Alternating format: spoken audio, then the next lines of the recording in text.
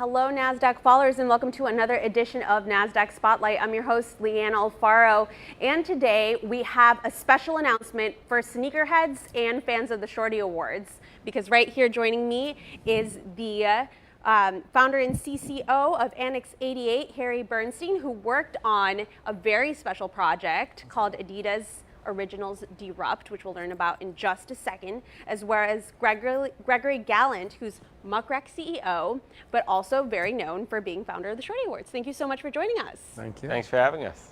So first of all, congratulations on the project for Adidas Originals Deerupt, because this augmented reality kind of experience just won several Shorty Awards. So Yes. You're going to give us a sample in a second, but first of all, could you tell us a little bit about why it was such a big deal for sneakerheads? Cool. Yeah.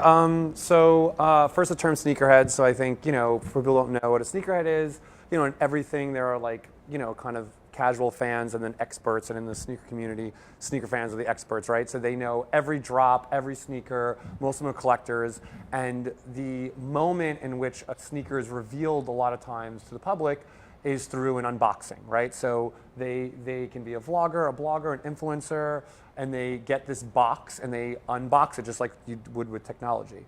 And what we did here, which was really cool, was we augmented that experience. So instead of getting the actual real sneaker, you got a box with a Giphy and a QR code, and you actually unboxed it virtually. That sounds super fascinating. And I know that you were up against quite a few finalists working in the augmented reality space. So Gregory, could you tell us a little bit more about what we saw this year in entries? Yeah, we saw big growth, and we think AR is really taking off now, and it's something brands have recognized. I was kind of joking that we're seeing all the children of the dancing hot dog now, where everyone remembers the dancing hot dog that Snapchat came up with, where you could just impose this hot dog dancing around with earphones wherever you want. And it's a really amazing opportunity for brands now, because they, of course, have physical products and used to have to go to the store to experience the product, or maybe order it and consider returning it. But we're seeing more and more brands give you the opportunity to see what furniture would look like in your household, to see, customize your own, kind of what would have been a physical object that you could place anywhere.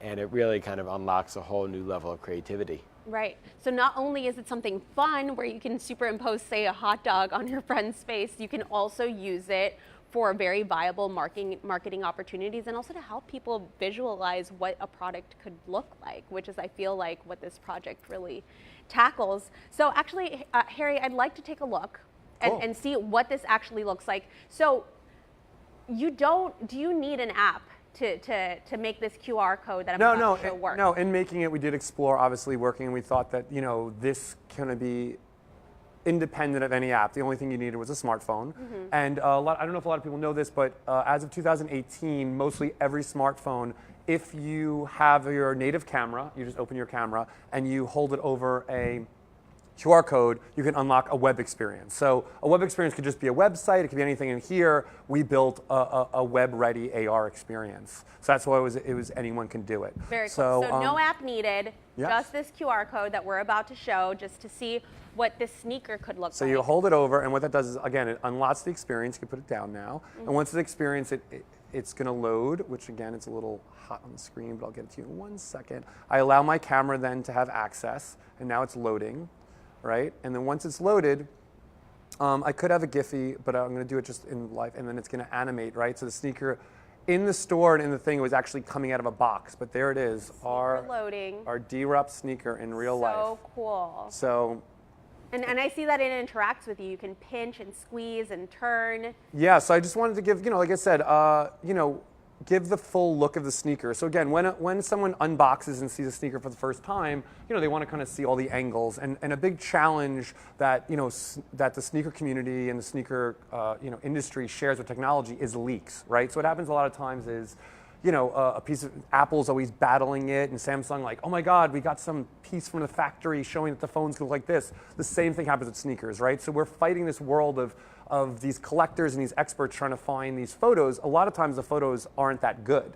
So with Low this, quality experience. yeah, so you're getting like the picture of this, especially in a sneaker a lot of times is about fashion and it is very superficial. So getting this like ugly photo of a sneaker can really ruin the experience. So what's cool about this was we had this whole 360 view of the sneaker, which again had this webbing. It was like almost, it really played into the format. And once we released it with sneakerheads, then we actually had these boxes in store, so regular, just any kind of consumer can engage with it and do it themselves. Yeah, now talk to us a little bit about the building process and what went into kind of making this. It just seems kind of wild to think that if this is a replicable model, that it can not only work for sneakers, it could work for women, like other women's wear shoes as well. Just before even going to the store, I can see what a shoe looks like from all angles. Cool. Yeah. I mean, like I said, so basically we had to first and foremost build the sneaker in 3D. So I think, you know, obviously there was some work into that. The challenge again you have to look at is obviously making it low enough quality to load on all formats because you want to load quickly. And then once you had that, again, there are partnerships you can do with some of the channels, but for us it was building this, you know, this AR experience. So that one was free flowing. You could also lock it to things, right? If you have a Glyphy, so you could actually lock it to be on the table, or this was originally locked to the box. So you could also contextualize where this thing was, right? So it's like an unboxing, but in AR. Yes, exactly. So it's the experience where you would get this box, you unlock it, and then it would animate outside of the box and kind of float over the box, and you can inspect it from every direction. You know, I think the big thing is like the thing about augmented reality, you're saying how to use it, I think the term is used a lot, and I think I always break it down to what we're saying is augmenting reality, right? So what is the reality? This is an experience that is part of this community. We didn't make up the unboxing, we augmented it. So the same thing for fashion, we'd have to augment and find what is your community doing, right? Like, so again, there is unboxing already if you want to kind of replicate it for technology, but find a real human experience that you want to give a new twist on and augment. And then again, I think by creating these new interactions for consumers, obviously there's more talk, right? You're kind of shocking, like for this unboxer, this sneakerhead who's getting has a pile of boxes that is UPS guys dropping off. Why is he talking about your unboxing, right? It has to be, besides the sneaker being awesome, it has to be a unique experience. Right, and also I like that the brand is then stepping into a culture built around sneakerheads, around that subculture. It's paying attention, it's really listening to what the consumers are doing and saying, hey, like we want to be a part of the conversation too and enable these conversations to take place. Yes. And while having a high quality experience. Totally. So I love that. So Gregory, you having seen the landscape of how kind of like augmented reality and trends like these have stepped into the digital space, what do you foresee some other unexpected uses of augmented reality being in the years to come?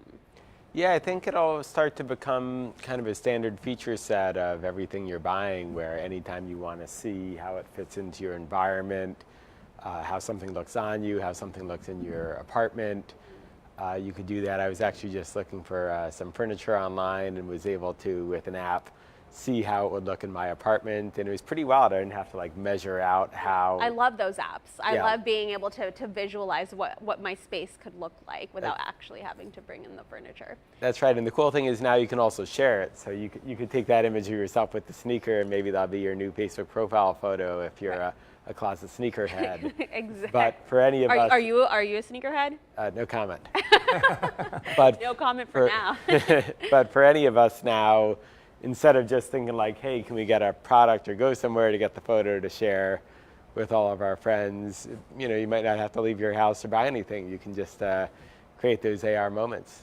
Very cool. And what feedback have you heard from the community so far, having tried the experience? So I mean, the cool thing is obviously this was globally released. So this was shared. I mean, I'm forgetting the stats off the top of my head. But it was like 23 countries, over 100 and some thousand people did it, experienced by millions of people. Because again, to your point, once this is personally experienced, the shareability is pretty amazing, right? So I think another thing is we can then control what's shared. So again, when you get a sneaker and you are a professional sneakerhead and you have a lighting setup probably similar to the studio in your home and you're documenting these unboxings, it looks amazing. But if you're just home and you have like some kid in his room and have bad light, you're not getting an amazing photo. When you actually make this beautiful 3D model that can be shared, that you want to share it, and that also creates more buzz and talk and conversation, right? So being able to share this 3D model of something is kind of cool. So I think that's the other thing, is giving that ability for not only the person to share it on their one channel, but the shareability and the slight virality of the experience being pretty powerful to get the word out about a new product. Absolutely. So I'm really excited to see what Adidas does with this model, and maybe seeing it expand to other shoes as well, for the sneakerhead community and beyond. Thank you so much for joining us, Gregory, Harry. It was great having you here. Great seeing how this model worked, and I'm really excited to see from other finalists at the Shorty Awards as well. So Gregory, we look forward to having you back and hopefully learning a little bit more about other augmented reality projects. Thank you so much, Nasdaq followers, for joining us on this episode of Nasdaq Spotlight. Until next time, please stay tuned.